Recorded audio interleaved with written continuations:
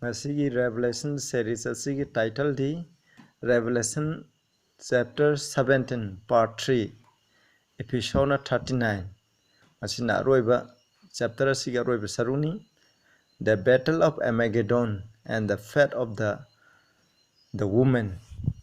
habdi battle of Armageddon amasung nupi oktabi nupi asi habdi beast power asigi maraibak asigi maramda ikoi khara nainaminasi masi hana sathagiba adugi series ni mathang manau chai naina sathajarakpani ahanbade shoda changjaminasi sagad leibe ipa hania litana thagasare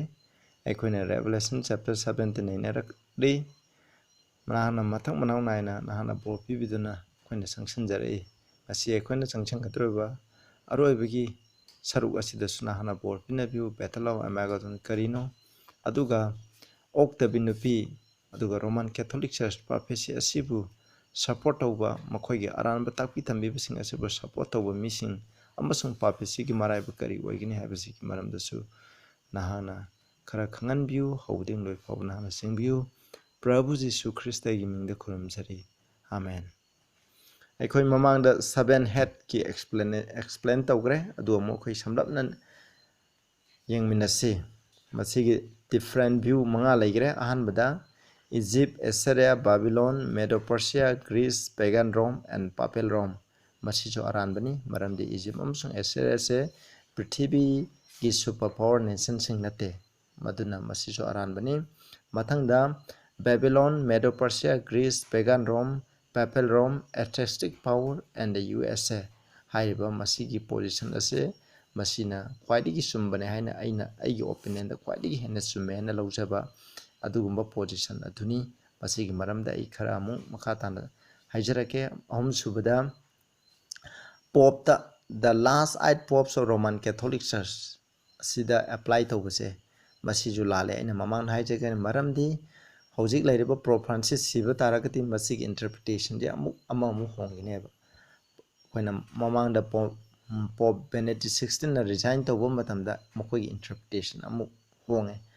Benedict XVI na aroiba pomne haina adumaina mu hairamani aduna masisu lale maramdi masi biblical oide maramdi masi ekoina kaigino adi ngasagi head haibse mountain ni haire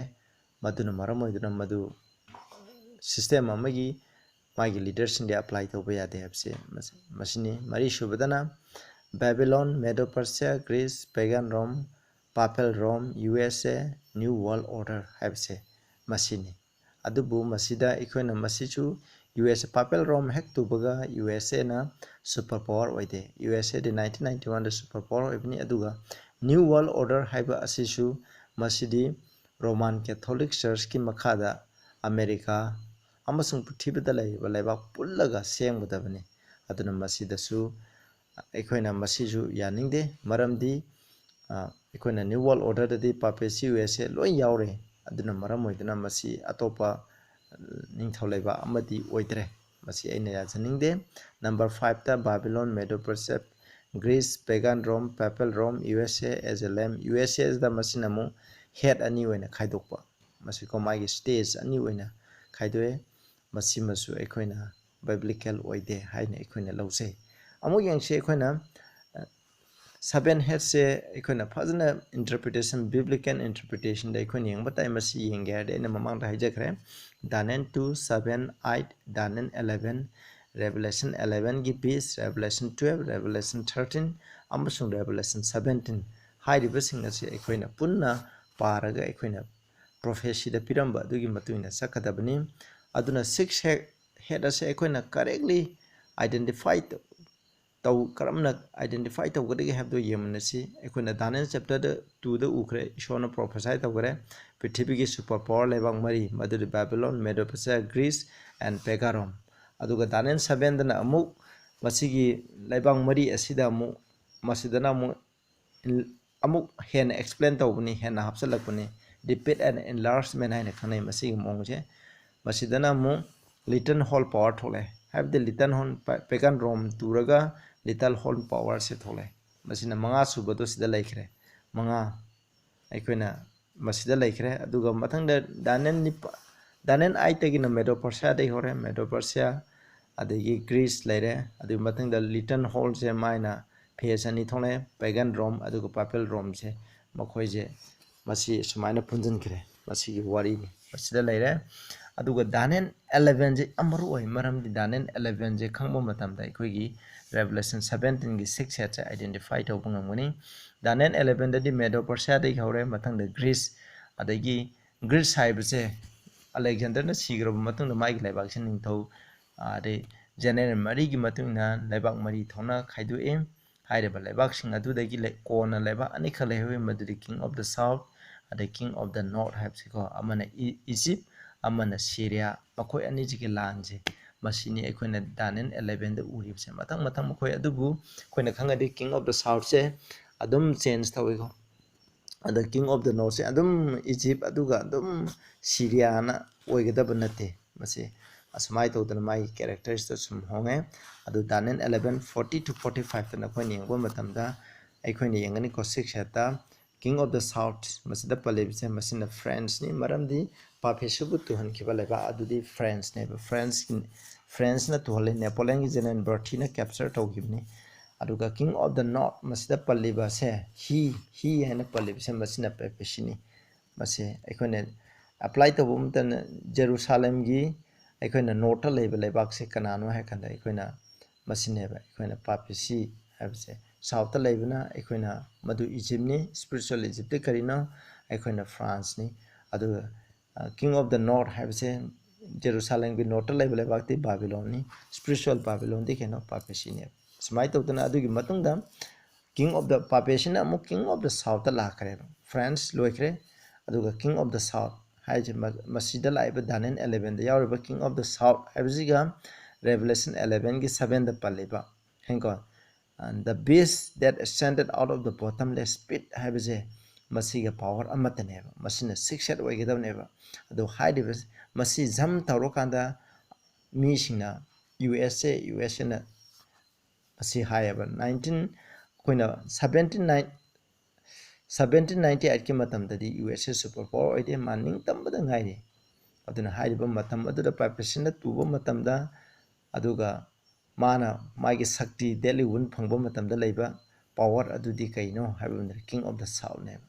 ado hairiba king of the south side khone nainaba matam da mada Egypt ki magul lei ishobu yadaba adugumba magun adu leiba maduna ikhone communism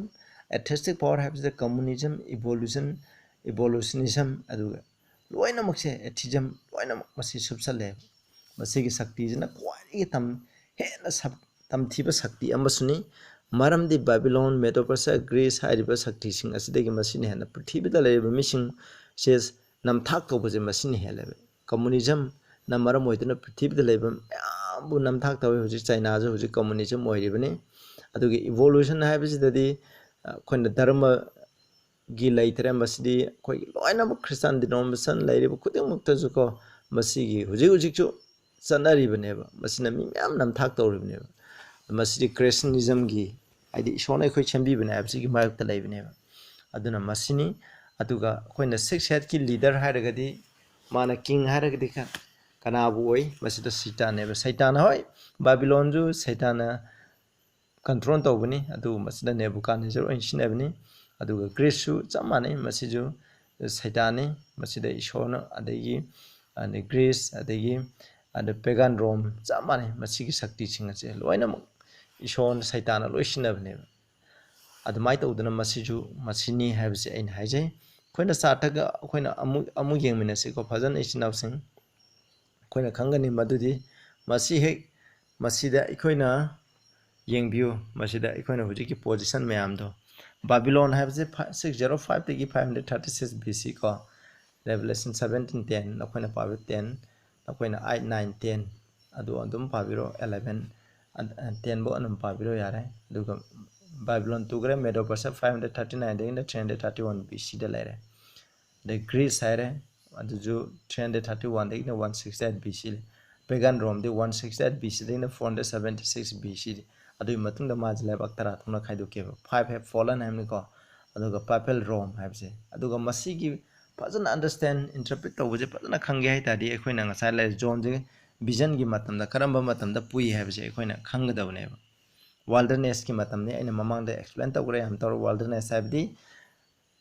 Roman church na wilderness atpam matamne ishorgi church ki wilderness peroti 538 na 1798 ki matamne aduga Roman church ki wilderness peroti 1798 gi na hujik chatleba magi daily wun phangdri phawbi matamje masineba adu hairiba 1798 loiba matamda John de vision da pubaneba masigi position de khang taragdi masigi matamdagi mamangi do khani yang matam kanam khrana John di 100th century AD da laibni Roman gi matamda laibni aduna Roman gi mamanda tukiba manga Rome ga pagan Rome ga tharaga tukiba manga da main thi aduna maram within interpretation de shoibani habse one is habjina haibadi Roman Catholic Church na magi sakti political sakti religious sakti dia amuk thuna phangre ko jiti loi phange monda political sakti do phangdabaneba masi political sakti je sibagi matam jineba hairiba matam asida ama lairi habneba magi hek masigi 6 heads ki matam je sini ko ado mane hek phabaga ko magi hek magi daily wun je hek phabaga prithvi je asmai loraganeba masigi matam jini ko sima laire aduga silaire aduna masi 1790 akadaina na 1991 gi matam je atheistic power na prithvi je jo doi tawri hujik masigi influence lai ade 1991 dagi di USA na amuk prithvi ki super power neba hana Russia ga makhoi je yam tanaram bani adubu Russia je ma USSR haje lebak trang na pulaga senbani adubu masigi makhoi loina Mikhail Gorbachev se mana president oiba matamda America gi president Ronald Reagan oy adu matamda John Paul II makhoi tawga atheistic power se magi Russia je ekhona thugai gimneba adudagi US na super power oiri huju lairi maduni ekhona tare suba head haibse ko adugi matungdagi di ekhona USA ga Papal Rome ga cooperation tawgani aduga new world order je semgani habse masina ekhona 7 head ki wari do masida laigre aduna ekhoi masidagi khange ekhona prabhu lakpa matam kyam nai habse ekhoni yengsi masigi revelation gi 7 head ki matung ekhoi 7 head ta laibani mathang dedi kana ekhona huji Roman Catholic Church ki del magi asopodo phabani masi kana na phangini revelation 13 da nei naba matanda America na ekho mangonda sakti to pira kanda ekhona phagadabane masi ko adugi matam ni sakti pibagi matam adudani ekhona prithibida nomaichi numit ki aina se pass tawgani habse masina loiba saini prithibigi oina su aduna masi America da ready lairamni maramde president ju Roman Catholic ni aduga makhoi Supreme Court su Roman Catholic na majority ni loina mak ready laire ekhoi hujik ngairi base ishorgi mising ready laibra laitabra adugi damak masigi pass tawhandabane be sinausun aduna prithibhi loibse amna kramni ekhoi masigi damak phajana ekhoi tharang tawduna ekhoi lemina se habase aina mayam da appeal tawjari adu sumsoi soidana masi tholagani huji ekhoina COP 26 ekhoina Glasgow da pangthokadori masigi maramdu jaina sarmon amde samningbani adu matam laitabagini ai hapcharakani Glasgow da pangthokani masida climate sunday prithibhi je corona gi hoi covid ai dairi khuding mase kadaba climate change na thon bani climate change karina tholi numaijna me chenda ngaktabagini aduna khone climate kan ge hatri environment kan ge haitaragadi numaijna me che sena ngakchi gari thawro gumchi haina prithibhi da laiba mission hoji dabi tawreba England amsung Poland da laiba protection denomination sina masi dabi tawrakleba loina prithibhi da laiba khuding na masi dabi tawrakani loi yarakani yaroidaba nensan laite chumlatangi ishorna haiba inba mission adu khatani masigi mayokta laikdabse aduna prithibhi loibse thongjinda nae sinawsing akhoi huji Bible phajana nainaraga Prabhu Jisu Christ ngonda sangjaduna thawrang tawraga leiba matamdo ani akhoi punsida jo kwaidigi phaba akhoi na saga phangaldi punama phanglabani habse akhoi kaumina kumji makhani na minarase huji 12 tai phajarake and the 10 horn which thou sawest are 10 kings nangna uriba masi tara adudi ningthau tarani which have received no kingdom makhoi je ningthau leba ama oina hoji phawbadi phangdri ham but receive power as king 1 hour with the beast makhoi na sa aduga ningthau sing oina pung ama sakti paimine hai sakti phangi hai verse 13 da these have one mind and shall give their power and strength unto the beast this hariba ꯃꯈꯣꯏ ꯇꯔꯥ ꯑꯁꯤꯅ ꯃꯈꯣꯏꯒꯤ ꯄꯨꯛꯅꯤꯡ ꯑꯃꯠꯇ ꯂꯩ ꯑꯗꯨꯅ ꯃꯈꯣꯏꯒꯤ ꯄꯥꯡꯒꯜ ꯃꯈꯣꯏꯒꯤ ꯁꯛꯇꯤꯗꯣ ꯁꯥ ꯑꯗꯨꯗ ꯍꯥꯏꯕꯗꯤ ꯔꯣꯃꯥꯟ ꯀꯦꯊꯣꯂꯤꯛꯀꯤ ꯐꯣꯜꯁ ꯑꯣꯔꯒꯅꯥꯏꯖꯦꯁꯟ ꯁꯤꯁꯇꯦꯝ ꯑꯁꯤꯗ ꯑꯩꯈꯣꯏ ꯁꯛꯇꯤ ꯑꯗꯨ ꯄꯤꯒꯅꯤ ꯍꯥꯏꯕꯅꯤ ꯑꯩꯈꯣꯏ ꯌꯦꯡꯁꯤꯀꯣ ꯚꯔꯁ 12ꯇ ꯑꯩꯈꯣꯏ ꯌꯦꯡꯁꯤ ꯃꯁꯤꯗ ꯄꯜꯂꯤꯕ 10 ꯍꯣꯔꯟꯁ ꯍꯥꯏꯕꯁꯦ ꯃꯁꯤ ꯀꯅꯥꯒꯨꯝꯕ ꯃꯤꯁꯤꯅ 10 ꯍꯣꯔꯟꯁ ꯍꯥꯏꯕꯁꯦ ꯑꯩꯈꯣꯏꯅ ꯄꯦꯒꯥꯟ ꯔꯣꯝ ꯊꯨꯔꯀꯥꯟꯗ ꯃꯥꯁꯦ ꯂꯩꯕꯥꯛ 10 ꯊꯣꯛꯅ ꯈꯥꯏꯗꯣꯛꯈꯤꯕ ꯍꯥꯏꯔꯤꯕ ꯂꯩꯕꯥꯛ 10 ꯑꯗꯣ ꯃꯁꯤ 10 ꯑꯁꯤꯅꯅꯤ ꯑꯅ ꯃꯤꯁꯤꯅ ꯍꯥꯏ ꯃꯗꯨ ꯂꯥꯜꯂꯤ ꯃꯔꯝꯗꯤ ꯃꯈꯣꯏꯒꯤ ꯃꯇꯝ ꯂꯣꯏꯈ꯭ꯔꯦ ꯍꯧꯖꯤꯛ ꯃꯁꯤ 10 ꯑꯁꯤ ꯂꯩꯇ꯭ꯔꯦ ꯁꯨꯝꯅꯇꯪꯒꯤ ꯃꯁꯤ 3 ꯈꯛꯇ ꯉꯥꯏꯔꯦꯕ ꯑꯍꯨꯝ ꯑꯃꯗꯤ ꯔꯣꯃꯥꯟ ꯀꯦꯊꯣꯂꯤꯛ ꯆꯔꯆ ꯂꯤꯡꯈꯠꯄ ꯃꯇꯝꯗ ꯃꯗꯨ ꯃꯥꯡꯈ꯭ꯔꯦꯕ ꯃꯈꯣꯏ ꯑꯃ ꯑꯗꯣ ꯃꯁꯤ ꯑꯗꯨꯒ ꯃꯁꯤꯗꯁꯨ ꯋꯤꯁ ꯍꯦꯞ ꯔꯤꯁꯤꯞ ꯅꯣ ꯀꯤꯡꯗꯝ ꯅꯣ ꯀꯤꯡꯗꯝ ꯍꯥꯏꯕ ꯀꯤꯡꯗꯝ ꯍꯥꯏꯗꯤ ꯅꯣ ꯀꯤꯡꯗꯝ ꯍꯥꯏꯕꯒꯤ ꯑꯔꯊꯗꯤ ꯃꯣꯏꯁꯦ ꯑꯔꯣꯏꯕ ꯃꯇꯝꯗ ꯅꯤꯡꯊꯧ ꯂꯩꯕꯥꯛ ꯑꯃ ꯑꯣꯏꯅ ꯐꯪꯒꯅꯤ ꯑꯃ ꯍꯥꯏꯕꯁꯤ ꯀꯅꯥꯒ ꯐꯪꯒꯅꯤ ꯄꯥꯄꯦꯁꯤꯒ ꯅ꯭ꯌꯨ ꯋꯥꯔꯜ ꯑꯣꯔꯗꯔ ꯑꯗꯨꯗ ꯃꯈꯣꯏ ꯌꯥꯎꯒꯅꯤ ꯍꯥꯏꯕꯅꯤ ꯅꯤꯡꯊꯧ ꯑꯣꯏꯅ ꯃꯗꯨꯗ ꯃꯈꯣꯏ ꯁꯔꯨꯛ ꯌꯥꯒꯅꯤ ꯍꯥꯏꯕꯅꯤ ꯑꯩꯈꯣꯏꯅ ꯑꯃꯨꯛ ꯌꯦꯡꯕ ꯌꯥꯏ ꯃꯁꯤꯒꯤ ꯏꯟꯇꯔꯄ꯭ꯔꯦꯇꯦꯁꯟ ꯍꯣꯔꯟꯁꯤꯅ ꯔꯤꯄ꯭ꯔꯖꯦꯟ ꯇꯧꯔꯤꯁꯦ ꯑꯩꯈꯣꯏꯅ ꯕꯥꯏꯕꯜ ꯌꯦꯡꯕ ꯃꯇꯝꯗ ꯄ꯭ꯔꯤꯊꯤꯕꯤꯁꯦ ꯍꯣꯜ ꯋꯥꯔꯜꯅꯤ ꯍꯣꯜ ꯋꯥꯔꯜ ꯑꯁꯤꯕꯨ ꯑꯩꯈꯣꯏꯅ ꯗꯤꯕꯤꯖꯟ 10 ꯊꯣꯛꯅ ꯈꯥꯏꯗꯣꯛꯑꯦꯕ ꯑꯗꯨꯅ ꯃꯁꯤꯒꯤ ꯗꯤꯕꯤꯖꯟ 10 ꯑꯁꯤꯕꯨ ꯄ꯭ꯔꯤꯊꯤꯕꯤꯒꯤ ꯗꯤꯕꯤꯖꯟ 10 ꯑꯁꯤꯕꯨ ꯑꯩꯈꯣꯏꯅ 10 ꯍꯣꯔꯟꯁ ꯍꯥꯏꯅ ꯑꯩꯈꯣꯏꯅ ꯔꯤꯄ꯭ꯔꯖꯦꯟ ꯇꯧꯔꯤꯑꯕ ꯃꯁꯤ UN ꯑꯁꯨꯀꯣ ꯑꯩꯈꯣꯏ ꯌꯦꯡꯕꯤꯌꯨ ꯁꯤꯗꯩꯗ UN divides the world into 10 regional groupings high UN United Nations ꯄ꯭ꯔꯤꯊꯤꯕꯤꯁꯦ ꯃꯈꯣꯏꯅ ꯁꯥꯁꯟ ꯇꯧꯕ ꯃꯈꯣꯏꯒꯤ ꯑꯦꯖꯦꯟꯗꯥ ꯃꯌꯥꯝ ꯄꯨꯈꯠꯄ ꯅꯨꯡꯉꯥꯏꯅꯤꯡꯉꯥꯏꯒꯤꯗꯃꯛ 10 ꯊꯣꯛꯅ ꯈꯥꯏꯗꯣꯛꯑꯦꯕ ꯃꯁꯤꯃꯛ ꯕꯥꯏꯕꯜꯅ ꯍꯥꯏꯔꯝꯕꯗꯣ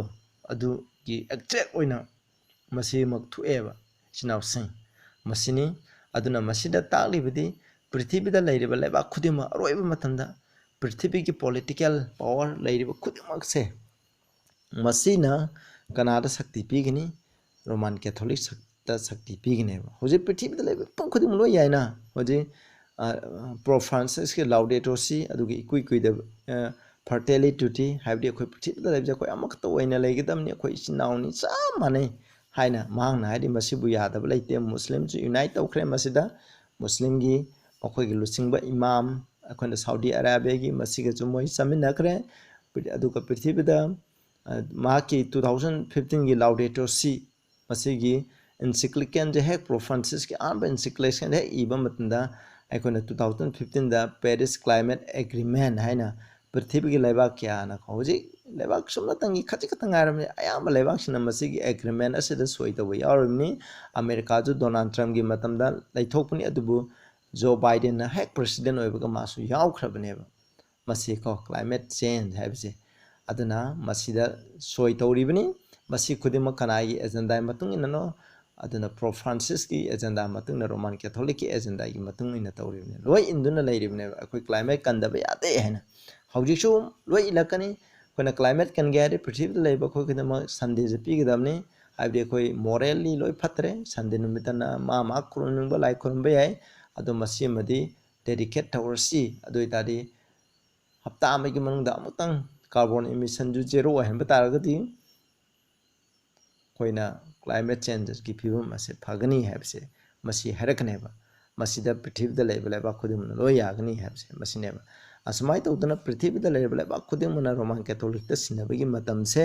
ꯃꯁꯤꯕꯨꯅꯤ ꯑꯩꯈꯣꯏꯅ ꯅ꯭ꯌꯨ ꯋꯥꯔꯜ ꯑꯣꯔꯗꯔ ꯄ꯭ꯔꯤꯊꯤꯕꯤꯁꯦ ꯁꯔꯀꯥꯔ ꯑꯃꯒꯤ ꯃꯈꯥꯗ ꯂꯥꯛꯀꯅꯤ ꯑꯩꯅ ꯍꯥꯏꯕ ꯅꯠꯇꯦ ꯑꯩꯈꯣꯏ ꯏꯆꯤꯟ ꯂꯣꯏꯅ ꯃꯪꯗꯨꯅ ꯂꯩꯔꯕꯅꯤ ꯍꯧꯖꯤꯛ ꯄ꯭ꯔꯤꯊꯤꯕꯤꯗ ꯂꯩꯕ ꯂꯩꯕꯥꯛ ꯈꯨꯗꯤꯡꯃꯛ ꯂꯣꯏꯅ ꯄꯥꯝꯈ꯭ꯔꯕꯅꯤ ꯑꯩꯅ ꯃꯃꯥꯡꯗꯁꯨ ꯁꯔꯃꯣꯟ ꯀꯌꯥ ꯁꯦꯝꯈ꯭ꯔꯕꯅꯤ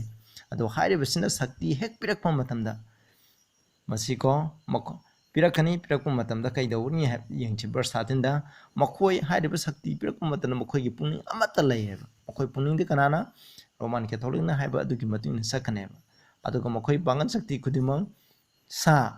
ꯍꯥꯏꯗꯤ ꯄꯥꯄꯤꯁꯤꯅ ꯃꯈꯣꯏꯒꯤ ꯂꯨꯆꯤꯡꯕ ꯄꯣꯞꯅ ꯍꯥꯏꯕꯗꯨꯒꯤ ꯃꯇꯨꯡ ꯏꯟꯅ ꯂꯣꯏ ꯆꯠꯂꯒꯅꯦꯕ ꯃꯁꯤꯅꯤꯀꯣ ꯑꯗꯩ ꯃꯊꯪ ꯚꯔꯁ 13ꯗ ꯑꯩꯈꯣꯏ ꯌꯦꯡꯃꯤꯟꯅꯁꯤ ꯑꯁꯨꯃꯥꯏꯅ ꯌꯨꯅꯥꯏꯠ ꯇꯧꯔꯕ ꯃꯇꯨꯡꯗ ꯋꯥꯟ ꯋꯥꯔꯜ ꯒꯚꯔꯟꯃꯦꯟ ꯑꯃ ꯁꯦꯝꯂꯕ ꯃꯇꯨꯡꯗ ꯀꯩꯗꯧꯔꯛꯀꯅꯤ ꯃꯊꯪꯒꯤ ꯂꯥꯟꯗꯤ ꯀꯅꯥꯗ ꯂꯥꯛꯀꯅꯤ ꯍꯥꯏꯕꯁꯤ ꯌꯦꯡꯁꯤꯀꯣ this shall war with the lamb ꯃꯁꯤꯅ ꯌꯥꯎ ꯍꯥꯏꯔꯒꯗꯤ ꯕꯥꯏꯕꯜꯒꯤ ꯃꯇꯨꯡ ꯏꯟꯅ ꯄ꯭ꯔꯚꯨ ꯖꯤꯁꯨ ꯈ꯭ꯔꯤꯁꯇꯕꯨ ꯈꯪꯅꯩ ꯖꯣꯟꯒꯤ 1:29 ꯑꯩꯈꯣꯏ ꯄꯥꯕꯤꯔꯣ and the lamb shall overcome them ꯃꯈꯣꯏꯅ ꯌꯥꯎ ꯑꯗꯨꯗ ꯂꯥꯟ ꯇꯧꯒꯅꯤ ꯍꯥꯏꯕꯗꯤ ꯌꯥꯎ ꯍꯥꯏꯗꯤ ꯀꯅꯥꯅꯣ ꯄ꯭ꯔꯚꯨ ꯖꯤꯁꯨ ꯈ꯭ꯔꯤꯁꯇ ꯂꯥꯛꯑꯣꯏꯅꯦ ꯄ꯭ꯔꯤꯊꯤꯕꯤꯗ ꯑꯗꯨ ꯌꯥꯎ ꯍꯥꯏꯅ ꯄꯜꯂꯤꯕꯁꯦ ꯀꯩꯅꯣ ꯄ꯭ꯔꯚꯨ ꯖꯤꯁꯨ ꯈ꯭ꯔꯤꯁꯇꯒꯤ ꯃꯇꯨꯡ ꯏꯜꯂꯤꯕ ꯕꯥꯏꯕꯜꯅ ꯍꯥꯏꯕꯒꯤ ꯃꯇꯨꯡ ꯏꯟꯅ ꯆꯠꯂꯤꯕ ꯏꯁꯣꯔꯒꯤ ꯔꯦꯝꯅꯥꯟ ꯄꯤꯄꯜꯁꯤꯡꯗꯣ ꯃꯗꯨꯗꯅꯦꯕ ꯃꯈꯣꯏꯅ ꯂꯥꯟ ꯇꯧꯗꯣꯏꯁꯦ ꯑꯗꯨꯕꯨ ꯃꯃꯩꯊꯪꯗ ꯃꯈꯣꯏꯅ ꯔꯦꯝꯅꯥꯟ ꯄꯤꯄꯜꯁꯤꯡ ꯍꯥꯠꯅꯤꯡꯉꯥꯏ ꯍꯣꯠꯅꯒꯅꯤ ꯑꯗꯨꯕꯨ ꯁꯤꯗ ꯍꯥꯏ ꯗ ꯂꯦꯝ ꯁꯦꯜ ꯑꯣꯚꯔꯀꯝ ꯗꯦꯝ ꯑꯩꯈꯣꯏꯒꯤꯗꯃꯛꯇꯗꯤ ꯌꯥꯎ ꯑꯗꯨꯅ ꯄ꯭ꯔꯚꯨ ꯖꯤꯁꯨ ꯈ꯭ꯔꯤꯁꯇꯅ ꯃꯈꯣꯏꯕꯨ ꯈꯨꯗꯨꯝ ꯆꯟꯒꯅꯤ four he is the ꯂꯣꯔꯗ of ꯂꯣꯔꯗ ꯃꯍꯥꯛꯇꯤ ꯃꯄꯨꯁꯤꯡꯒꯤ ꯃꯄꯨꯅꯤ king of king ꯅꯤꯡꯊꯧꯁꯤꯡꯒꯤ ꯅꯤꯡꯊꯧꯅꯤ ꯍꯥꯏꯗꯤ ꯄ꯭ꯔꯤꯊꯤꯕꯤꯗ ꯂꯩꯔꯤꯕ ꯁꯔꯀꯥꯔ ꯄꯥꯜꯂꯤꯕ ꯑꯉꯝ ꯃꯊꯧꯁꯤꯡꯁꯦ ꯃꯁꯤꯒꯤ ꯃꯀꯣꯛꯇ ꯃꯍꯥꯛꯅꯤ ꯄ꯭ꯔꯤꯊꯤꯕꯤꯗ ꯂꯩꯔꯤꯕ ꯃꯄꯨ ꯑꯣꯏꯔꯤꯕꯁꯤꯡꯁꯦ ꯃꯁꯤ ꯑꯆꯧ ꯑꯁꯥꯡ ꯂꯩꯔꯤꯕꯁꯤꯡꯁꯦ ꯑꯁꯤꯒꯤ ꯃꯊꯛꯇꯁꯨ ꯃꯍꯥꯛꯅ ꯄꯥꯜꯂꯦꯕ and they that are with him are called chosen and faithful aduga prabhuga matsaminariba mising ado kauthokraba khandokraba haiba inba thajaba yaba mising aduneba basibuni remnant people singse isnaw sanang aisu adugumba adugi manungda nakoi chaninglabadi hauji ekoina bible na haibegi matungna ekoi laksi asengba bible gi shona pibiba sabana mesingaksi sabat haibase sabat amusun sunday habsina अरोइबगी लान सैतान के ईश्वर की मी की लान की अरोइबगी issue जे सबात अमुसुंग संदेश नेबा हाइबदी ईश्वर न पीबा पोथाब नमित तरीनि शुभ पोथाब नमित हासिगा चेरन की अहाब नमित हाइबदी लिटल होल पावर हाइदि रोमान कैथोलिकना सेम्बा पीबा पोथाब नमित अबसे मसी अनिजे खुरुमबगी लान देनेबा अदुना हुजिनी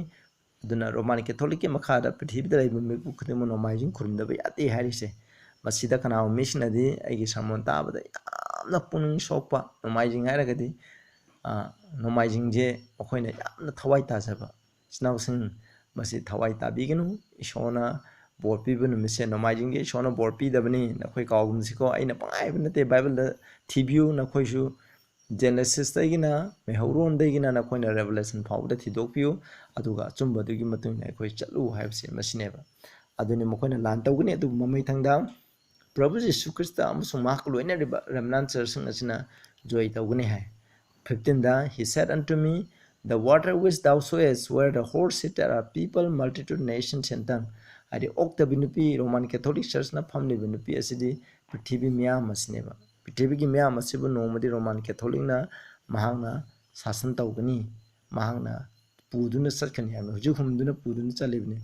16 damu paminase and the 10 horn which thou sawest upon the beast this shall had the whore aroiba matamda 10 horns adi pithibida laiba laiba khudemo religious ki oiba pithibida laiba khudemo asina mokoi khangani mokoina magi namthak roman catholic church ki aramba takpi tambiba namthak laudato si fertility asiguma namthak asina pithibida laiba laiba khudemo se loi namthak tore namthak torama namthak tobire magi yudo thalle ngaholle aduna maangna haibigi matina mokoina chale adubu aroiba matamda mahakche लाले मखोइजे नमथाक तौबिखरबनी मखोइगी मराय भक्ति कनाना ख्रिस्तान सिंह प्रभु की मतुंग मिसिंगु हानिंगाय होनबा अदुगिदम होजिति मखोइदा ओइना मखोइदा ओलगनी मखोइगी मराय भक्तो नोरोक्ता चलगनी हाबसे मखोइना खंगकपा मतम दुदा मखोइना हाइरिबा सा अराम ताकपिरिबा मखोइगी church के लुसिंगबसिंग अदो प्रोटेस्टेंट हाइजु लुसिंगबसिंग मखोइदा ओंजलागनेबा मसे मरोइना रोमान कैथोलिक अमसुंग अदुगा महाका चमिनरिबा मखोइगी चर्च की लुसिंगबसिंग प्रोटेस्टेंट डिनोमिनेशन सिंग असिदा माकी चर्च मेंबर्स सिंग लाइरिबा खुदिंगमा अदुना मखोइदा ओंसलगलगनेबा इंको shall had the whore अदुबु तुकुसगनी shall make her desolate and naked mapu देखा तालनी मापु naked ओहलनी को फी थोंगलरय हाबदी लोइना तुमना मांगलगनी हाबने and shall eat her flesh maki sadong charagani burn her with fire adugu mahakse maina thadolagani habni habdi maki marai bakse loina thugairagani habni masida pallibse ko masi ekona kawgumsi masini aduna roman catholic church adugu maki matung dun sarpasingi marai bakse mokoi masen hanaraga mokoina membersing mokoina lana lumji kharabu mising aduna pastor sing adudo olakani luching basing do olakani adumaitana mokoi hana duna mokoi loineba 17 jamu paminasi 17 18 and God had put in their hearts to fulfill his will shona mokoi gi areba missing adugi thamoida ma kening bada pangthong ngai da masi uhan maneba to agree to give their kingdom unto the beast mokoi ne yana ba mokoi lebak to sa du sinana ba until the words of God shall be fulfilled ishogi wai do mokung phana thong dri phawo mokoi ne sakti pigineba masini adai 18 dam the woman which thou sawest is that great city which ran over the kings of the earth ꯄ꯭ꯔꯤꯊꯤꯕꯤꯒꯤ kings of the art ꯍꯥꯏꯕꯗꯤ ꯄ꯭ꯔꯤꯊꯤꯕꯤꯒꯤ ꯒꯕꯔꯟꯃꯦꯟꯁꯤꯡ ꯑꯁꯤꯕꯨ ꯁꯥꯁꯟ ꯇꯧꯔꯤꯕ ꯁꯍꯔ ꯑꯗꯨꯅꯤ ꯍꯥꯏꯕꯗꯤ Roman Catholic ꯆꯔꯆ new world ꯑꯣꯔꯗꯔꯒꯤ ꯃꯈꯥꯗ ꯄ꯭ꯔꯤꯊꯤꯕꯤꯁꯦ ꯃꯥꯅ ꯍꯥꯏꯕ ꯍꯨꯝꯕ ꯑꯗꯨꯒꯤ ꯃꯇꯨꯡ ꯏꯟꯅ ꯆꯠꯀꯅꯤ ꯍꯥꯏꯕꯁꯤꯅꯦꯕ ꯑꯁꯤꯒꯤꯗꯤ ꯃꯇꯥꯡ ꯑꯁꯤꯗ ꯂꯣꯏꯔꯦ ꯏꯆꯤꯟꯅꯥꯎꯁꯤꯡ ꯑꯗꯨꯅ ꯑꯩꯅ ꯑꯔꯣꯏꯕꯗ ꯑꯄꯤꯜ ꯇꯧꯅꯤꯡꯕꯗꯤ ꯑꯩꯈꯣꯏ ꯑꯔꯣꯏꯕ ꯃꯇꯝꯗ ꯍꯤꯡꯂꯤꯕ ꯑꯩꯈꯣꯏꯁꯦ ꯌꯥꯝꯅ ꯂꯥꯏꯕꯛ ꯐꯕꯅꯤ ꯑꯗꯨꯕꯨ ꯍꯧꯖꯤꯛ ꯀꯣ ꯑꯩꯈꯣꯏ ꯕꯥꯏꯕꯜꯅ ꯍꯥꯏꯕꯒꯤ ꯃꯇꯨꯡ ꯏꯟꯅ ꯆꯠꯁꯦ ꯑꯩꯈꯣꯏ ꯊꯤꯗꯣꯛꯃꯤꯟꯅꯁꯦ ꯑꯩꯅ ꯍꯥꯏꯔꯤꯕꯁꯤꯡ ꯑꯁꯦ ꯕꯥꯏꯕꯜꯗꯒꯤ ꯑꯣꯏꯕ꯭ꯔꯥ ꯑꯣꯏꯗꯕ꯭ꯔꯥ ꯍꯥꯏꯗꯤ ꯌꯦꯡꯕ ꯕꯦꯔꯦꯟꯁꯤꯡꯒꯨꯝꯅ ꯄꯣꯜꯅ ꯃꯈꯣꯏꯗ ꯏꯁꯣꯔꯒꯤ ꯑꯐꯕ ꯄꯥꯎ ꯁꯟꯗꯣꯛꯄ ꯃꯇꯝꯗ ꯃꯈꯣꯏꯅ ꯇꯥꯛꯂꯤꯕꯁꯤꯡ ꯑꯁꯦ ꯕꯥꯏꯕꯜꯗꯒꯤꯔ ꯍꯥꯏꯅ ꯃꯈꯣꯏꯅ ꯊꯤꯖꯤꯜꯂꯒ ꯆꯠꯄꯗꯣ ꯕꯥꯏꯕꯜꯗꯒꯤ ꯑꯣꯏꯔꯒꯗꯤ ꯃꯈꯣꯏꯅ ꯏꯟꯕꯗꯣ ꯑꯗꯨꯒꯨꯝꯅ ꯑꯩꯈꯣꯏꯁꯨ ꯍꯧꯖꯤꯛ ꯏꯆꯤꯟꯅꯥꯎꯁꯤꯡ ꯑꯩꯅ ꯍꯥꯏꯔꯤꯕꯁꯤꯡꯁꯦ ꯅꯈꯣꯏ ꯕꯥꯏꯕꯜꯗꯒꯤ ꯑꯣꯏꯕ꯭ꯔꯥ ꯑꯣꯏꯗꯕ꯭ꯔꯥ ꯅꯈꯣꯏ ꯊꯤꯖꯤꯟꯕꯤꯌꯣꯕ ꯑꯣꯏꯕ ꯇꯥꯔꯒꯗꯤ ꯅꯈꯣꯏ ꯑꯆꯨꯝꯕ ꯑꯗꯨꯒꯤ ꯃꯇꯨꯡ ꯏꯟꯅ ꯅꯈꯣꯏ ꯂꯦꯞꯄꯤꯌꯨ ꯍꯥꯏꯕꯁꯦ ꯑꯩꯅ ꯃꯌꯥꯝꯗ ꯑꯄꯤꯜ ꯇꯧꯏ ꯏꯁꯣꯔꯒꯤ ꯋꯥꯍꯩ ꯕꯥꯏꯕꯜꯅ ꯍꯥꯏꯕ ꯑꯗꯨ ꯈꯛꯇꯒꯤ ꯃꯇꯨꯡ ꯏꯟꯗꯨꯅ ꯆꯠꯂꯤꯕ ꯄ꯭ꯔꯚꯨꯗ ꯊꯥꯖꯗꯨꯅ ꯃꯍꯥꯛꯀꯤ ꯊꯧꯖꯥꯜꯗ ꯉꯥꯖꯔꯒ ꯍꯤꯡꯂꯤꯕ ꯃꯤꯁꯤꯡ ꯑꯗꯨꯅ ꯑꯔꯣꯏꯕ ꯃꯇꯝꯗ ꯍꯤꯡꯒꯅꯦꯕ ꯑꯗꯨꯒ ꯑꯔꯣꯏꯕꯒꯤ ꯂꯥꯟ ꯑꯁꯤꯗꯤ ꯁꯕꯥꯠ ꯑꯃꯁꯨꯡ ꯁꯟꯗꯦ ꯏꯁꯣꯔꯅ ꯄꯤꯕꯤꯕ ꯄꯣꯊꯥꯕ ꯅꯨꯃꯤꯠ ꯇꯔꯦꯠꯅꯤ ꯁꯨꯕ ꯅꯨꯃꯤꯠ ꯁꯦꯇꯔꯗꯦ ꯑꯗꯨꯒ ꯃꯦꯟ ꯑꯣꯐ ꯁꯤꯟ ꯍꯥꯏꯗꯤ ꯔꯣꯃꯥꯟ ꯀꯦꯊꯣꯂꯤꯛꯅ ꯁꯦꯝꯕ ꯅꯨꯃꯤꯠ ꯄꯣꯊꯥꯕ ꯅꯨꯃꯤꯠ ꯆꯌꯣꯜꯒꯤ ꯑꯍꯥꯟꯕ ꯅꯨꯃꯤꯠ ꯅꯣꯡꯃꯥꯏꯖꯤꯡ ꯍꯥꯏꯕꯗꯤ ꯅꯨꯃꯤꯠꯀꯤ ꯂꯥꯏ ꯅꯨꯃꯤꯠꯁꯦ ꯂꯥꯏꯅꯤ ꯍꯥꯏꯕꯒꯤ ꯅꯨꯃꯤꯠ ꯑꯁꯤꯒꯨꯝꯕ ꯂꯥꯏ ꯑꯁꯦ ꯃꯁꯤꯅ ꯑꯣꯏꯒꯅꯤ ꯍꯥꯏꯕꯁꯤꯅꯤ ꯃꯁꯤꯒꯤ ꯃꯔꯝꯗ ꯅꯈꯣꯏ ꯃꯌꯥꯝ ꯊꯤꯗꯣꯛꯄꯤꯌꯨ ꯄ꯭ꯔꯚꯨꯅ ꯂꯥꯛꯄꯁꯦ ꯊꯣꯡꯖꯤꯟꯗ ꯂꯩ ꯑꯩꯈꯣꯏꯅ ꯄꯥꯞ ꯈꯨꯗꯤꯡꯃꯛ ꯊꯥꯗꯣꯛꯑꯒ ꯄꯨꯛꯅꯤꯡ ꯍꯣꯡꯗꯨꯅ ꯃꯉꯣꯟꯗ ꯆꯪꯖꯔꯁꯤ ꯑꯩꯈꯣꯏꯅ ꯄ꯭ꯔꯚꯨꯅ ꯑꯩꯈꯣꯏꯕꯨ ꯀꯣꯛꯄꯤꯅꯤꯡꯉꯥꯏꯒꯤꯗꯃꯛ ꯃꯥꯅ ꯃꯊꯧꯖꯤꯛꯁꯨ ꯉꯥꯏꯗꯨꯅ ꯂꯩꯔꯤ ꯄ꯭ꯔꯊꯅꯥ ꯇꯧꯁꯤ ꯁꯔꯒꯗ ꯂꯩꯕ ꯏꯄꯥ ꯌꯥꯝ ꯊꯥꯒꯠꯆꯔꯦ ꯑꯩꯈꯣꯏꯅ ꯍꯤꯡꯂꯤꯕ ꯃꯇꯝꯁꯦ ꯑꯔꯣꯏꯕꯒꯤ ꯃꯇꯝꯅꯤ ꯄ꯭ꯔꯚꯨꯅ ꯂꯥꯛꯀꯗꯕ ꯈꯣꯡꯖꯤꯟꯗ ꯂꯩꯕ ꯃꯇꯝꯅꯤ ꯍꯥꯏꯕ ꯑꯁꯤꯗ ꯑꯩꯈꯣꯏꯅ ꯈꯪꯖꯔꯦ ꯑꯩꯈꯣꯏꯁꯨ ꯑꯩꯈꯣꯏ ꯄꯥꯞ ꯈꯨꯗꯤꯡꯃꯛ ꯂꯣꯏꯅꯅ ꯂꯥꯛꯈꯤꯅ ꯐꯝꯗ ꯆꯥꯛꯆꯔꯤ ꯄ꯭ꯔꯚꯨ ꯌꯤꯁꯨ ꯈ꯭ꯔꯤꯁꯇꯒꯤ ꯃꯄꯥꯟꯅ ꯄꯥꯞ ꯈꯨꯗꯤꯡꯃꯛ ꯂꯣꯏꯅ ꯀꯣꯛꯄꯤꯌꯨ ꯇꯥꯕꯤꯔꯤꯕ ꯃꯤꯄꯨꯝ ꯈꯨꯗꯤꯡꯃꯛꯇ ꯏꯁꯣꯔꯅ ꯄꯣꯛꯄꯤꯕ ꯑꯣꯏꯕꯤꯌꯨ ꯄ꯭ꯔꯚꯨꯒꯤ ꯃꯤꯡꯗ ꯈꯨꯔꯨꯝꯖꯔꯤ ꯑꯃꯦꯟ